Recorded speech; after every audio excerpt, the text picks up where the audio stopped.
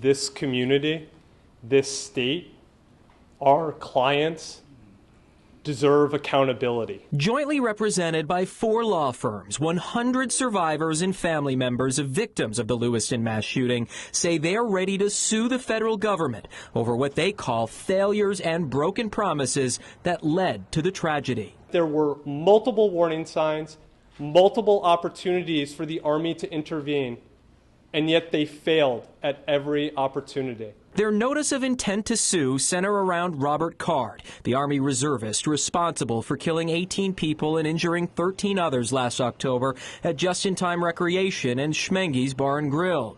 The families claim the Army and an Army hospital in New York knew Card posed a threat, but still allowed him back into the community with access to firearms. We do not accept that it was okay for the Army to ignore warning signs and symptoms for Mr. Card over a period of 7 months, to promise to address his mental health issues, and then to do nothing about it. The claim outlines 3 instances where Army leaders had enough information to intervene but failed to do so.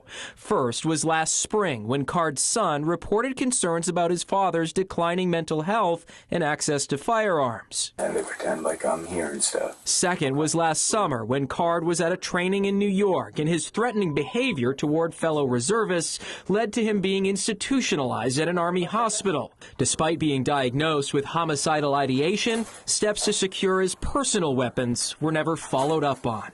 And finally, last September, when Card made threats to shoot up the Army Reserve Barracks in Saco, the attorneys claim the Army withheld critical information from local law enforcement and discouraged them from taking action. What did the Army do? They acted to protect themselves by restricting his access to firearms on the military base.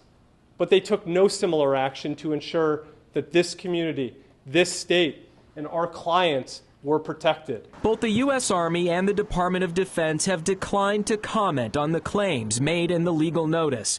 But today, those who lost loved ones say they hope those agencies are listening. He's not here anymore, and I'm left with 4 children who miss their father tremendously. Elizabeth Seal's husband, Joshua, was killed last October. As she works to keep his memory alive, she says she hopes this legal action will serve as the first step for everyone impacted to find closure. Once justice is served, I feel maybe we can start that process of healing. But in the meantime, we're going to stay Lewiston Strong.